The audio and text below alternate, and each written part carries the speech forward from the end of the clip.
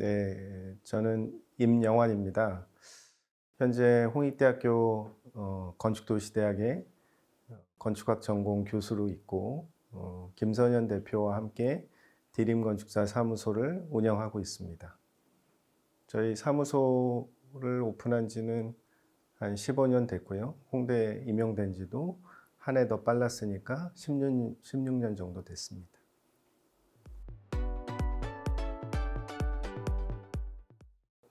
모든 건축가가 건축상 수상에 굉장히 기뻐하고 영예롭게 생각하는 건 당연한데, 이번에 저희가 철쭉과 억새 사이로 2개의 상을 수상하고, 특히 공간문화 대상에서 대통령상을 수상한 거는 저희한테 굉장한 의미가 있었던 것 같습니다.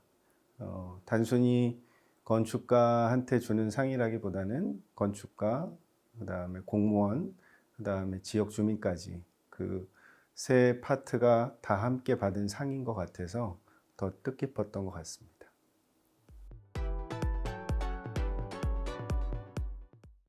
철쭉과 억새 사이는 저희가 2017년부터 시작을 해서 꽤 오랜 시간 설계와 그다음에 시공 과정까지 거친 프로젝트입니다.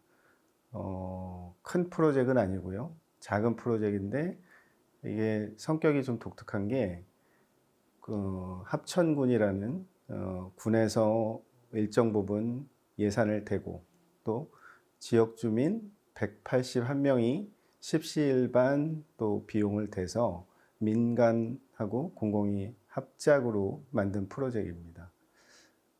어찌 보면 굉장히 의미 있는 프로젝트임에는 틀림없지만, 또 그렇기 때문에 프로젝트 진행 자체가 그렇게 쉽지만은 않았습니다. 근데 그 과정을 통해서 어찌 보면 작은 공공 프로젝트가 우리나라에서 성공할 수 있는 또 어떤 가능성, 이런 것들을 보여준 것 같아서 의미가 있다고 생각을 하고요.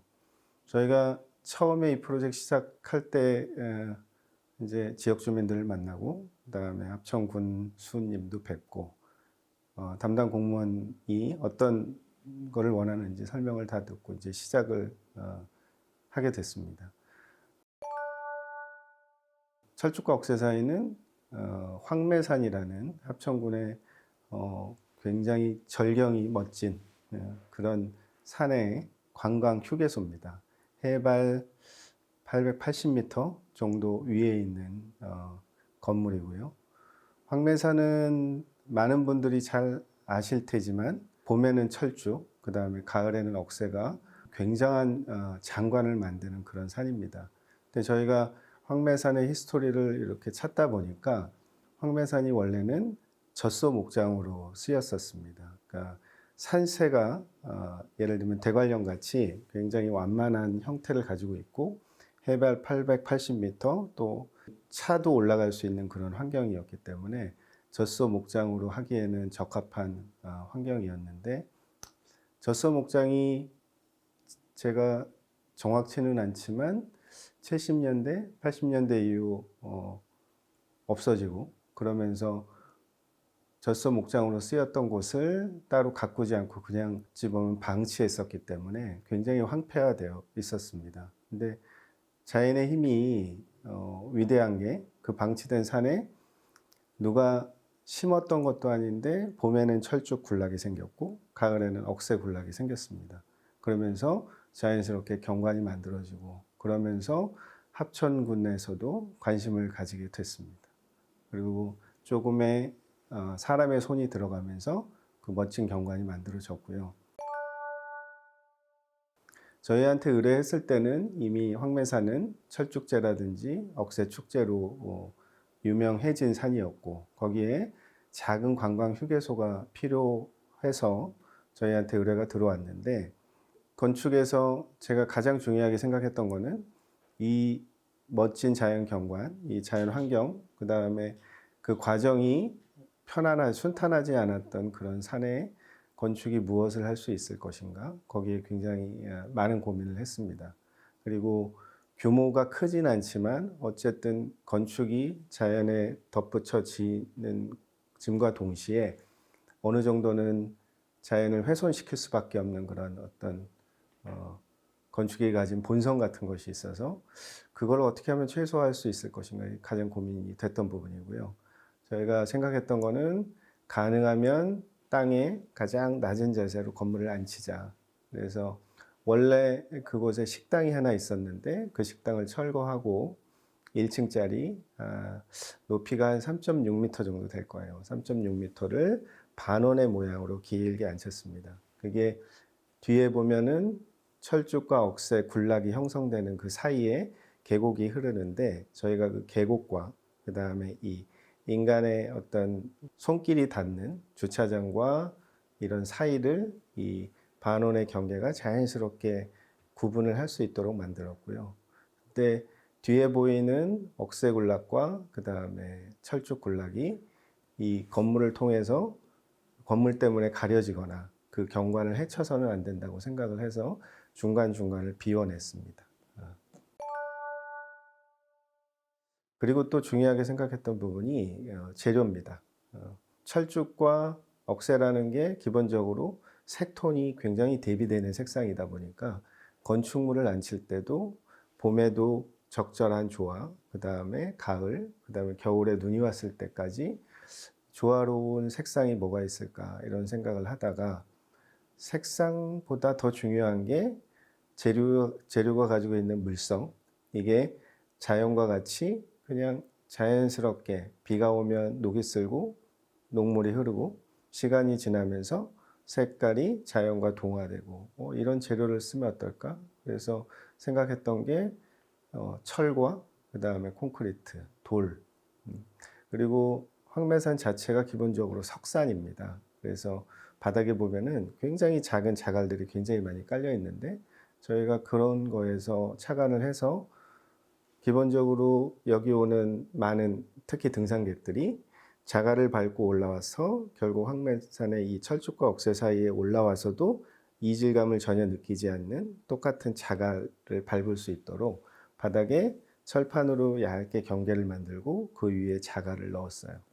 그래서 그 자갈을 밟는 소리를 듣고도 건축이 이질적이고 인공적이다라는 생각을 좀 하지 않도록 그렇게 했던 게 컸고요. 그다음에 콘크리트는 분명히 인공의 재료이긴 하지만 그래도 기본적인 건축 재료가 가지고 있는 물성이 그대로 드러난 거기 때문에 콘크리트를 쓰는 것이 맞다고 생각을 했고 그리고 군데군데 철판으로 외피를 입혀서 결국 건물의 전체적인 재료가 완성이 됐습니다.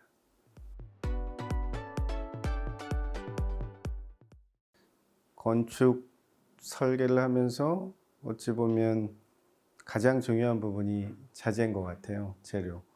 근데 국내에 많은 자재 업체들이 있고 하지만 실질적으로 그 정보를 인터넷이나 이런 거를 통해서 얻는 데는 분명히 한계가 있는 것 같습니다. 그래서 저 같은 경우는 주로 이렇게 답사를 다니면서 특히 해외 답사를 다니면서 재료에서 느꼈던 그런 감성, 그 다음에 이런 것들을 기본으로 하고 그리고 나서 거꾸로 그런 어떤 물성을 가진 그 다음에 그런 비슷한 촉감, 그 다음에 어떤 시감 그런 걸 가진 자재를 찾으려고 노력을 했던 것 같아요.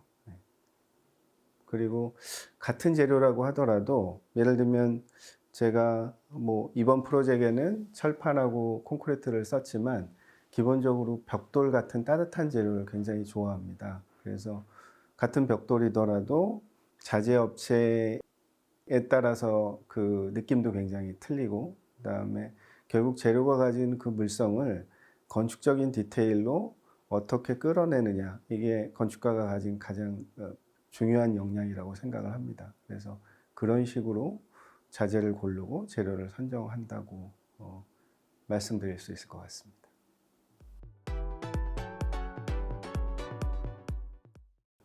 건축가가 발품을 팔아서 얻어야 될 정보를 누군가가 대신 만들어 준다면 당연히 이용하겠죠.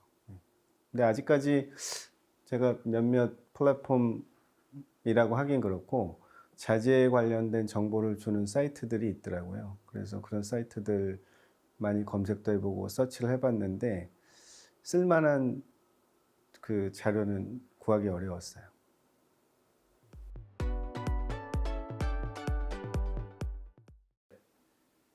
지금 타누스를 제가 잘 모르지만 젊은 분들이 건축계에서 또 할 수 있는 역할이라고 생각을 하거든요. 이게 SNS나 인터넷을 이용한 어떤 전문성, 이게 저희 같은 기성세대들이 또 할 수 없는 영역인 부분이 있으니까 그런 부분에서 하누스가 잘 할 수 있을 거라고 생각을 하고 분명히 필요한 분야이니까 화이팅 하시길 제가 응원하겠습니다.